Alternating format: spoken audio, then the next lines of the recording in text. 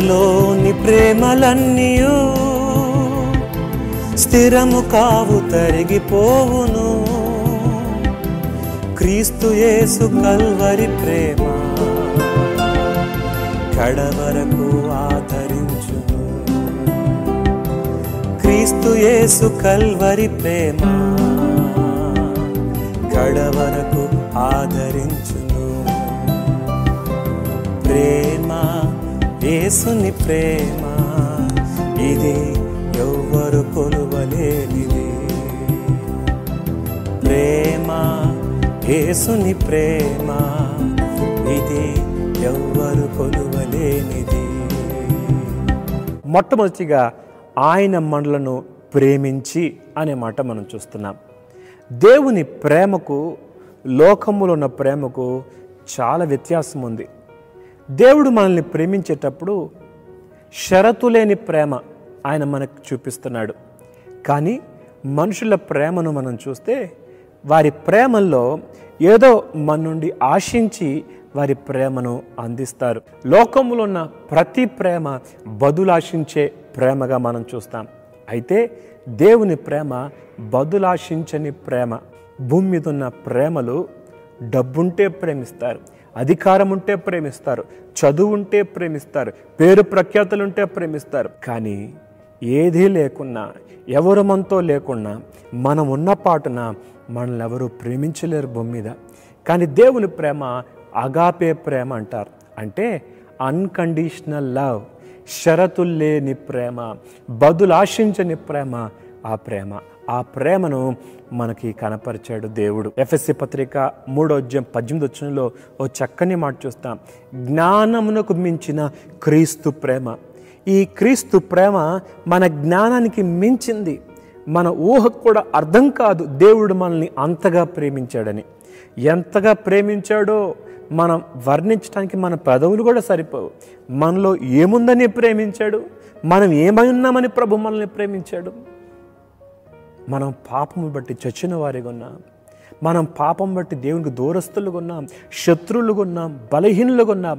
ఇలాంటి దౌర్భాగ్య స్థితిలో ఉన్న మనల్ని ప్రభు ప్రేమించాడండి. ఆ ప్రేమను కొలతలేని ప్రేమగా చూస్తాం. అది ఎంతో ఎత్తైన ప్రేమ, ఎంతో లోతైన ప్రేమ, ఎంతో వెడల్పైన ప్రేమ, ఎంతో పొడవైన ప్రేమగా మనము ఎఫెసీ పత్రిక 3:18 మనం చూస్తాం. అవునండి, ఒక భక్తుడు ఇలా చెప్తున్నాడు, దేవుని ప్రేమ ఎంత వెడల్పు అంటే యోహాను సువార్త 3:16 చదివితే మనకు అర్థమవుతుంది. దేవుడు లోకమును ఎంతో ప్రేమించను. ఇది వెడల్పైన ప్రేమ, ఎవరినైనా ప్రేమించగలిగే ప్రేమ. ఆ ప్రేమలో సంకుచితం లేదు. ఆ ప్రేమ అందరినీ హక్కును చేర్చుకునేది ఆ గొప్ప ప్రేమ. ఆ తర్వాత ఆ ప్రేమ పొడుగైన ప్రేమ. అంటే ఇర్మియా గ్రంథం 33:3 మనం చూస్తాం. శాశ్వతమైన ప్రేమతో నేను నిన్ను ప్రేమిస్తున్నాను అన్నాడు దేవుడు. అంతేకాదు బైబిల్ గ్రంథంలో లోతైన ప్రేమ. ఎంత దుర్మార్గుణ్ణైనా ప్రభు ప్రేమించగలడు. ఫిలిప్పీ పత్రిక 2:7 మనుషుని పోలికగా పుట్టి దాసుని స్వరూపమును ధరించుకొని తన్ను తాను రిక్తునిగా చేసుకొనెను, మరియు ఆయన ఆకారమందు మనుషుడిగా కనబడి మరణం పొందినంతగా, అనగా శిలువ మరణం పొందినంతగా విధేయత చూపిన వాడై తను తాను తగ్గించుకొనెను. ఇందులో దేవుని ప్రేమ ఎంత లోతుందో మనకు అర్థమవుతుంది. మహోన్నతుడైన దేవుడు దాసుని స్వరూపం ధరించుకొని రిక్తునిగా నీ కొరకు ఆయన తగ్గించుకున్నాడు. అంతేకాదు దేవుని ప్రేమ ఎంతో ఎత్తైనది. అందుకని ఎఫెసీ పత్రిక 2:6 ఈ మాట చూస్తాం. క్రీస్తు యేసునందు ఆయన మనకు చేసిన ఉపకారము ద్వారా అత్యధికమైన తన కృపా మహైశ్వర్యమును రాబో యుగములో కనపరచు నిమిత్తము అత్యధికమైన తన కృపను దేవుడు మనకు కనపరిచాడు. ఇది ఎత్తైనది, దీన్ని మనం కొలవలేమండి.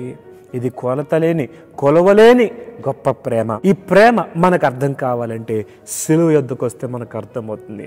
ఆ సిలువలో దేవుని సంపూర్ణమైన ప్రేమ ప్రత్యక్షపరచబడింది.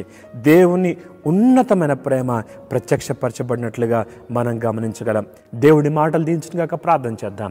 మహోన్నతుడకు దేవా, నీవు మమ్మల్ని ప్రేమించావు, మా కొరకు ప్రాణం పెట్టావు, రక్తము చిందించావు, మాకిచ్చిన రక్షణ, విడుదల, విమోచన, పాపక్షమాపణ బట్టి వందనాలు. నీ ప్రేమ హద్దు లేనిది. ఈ గొప్ప ప్రేమను, అగాపే ప్రేమను మాకు చూపించి మాకిచ్చిన రక్షణ, విడుదల, విమోచన, పాపక్షమాపణ బట్టి స్తుతులు చెల్లిస్తూ యేసు నామములో స్తుతులు సమర్పిస్తున్నాం తండ్రి. ఆమేన్.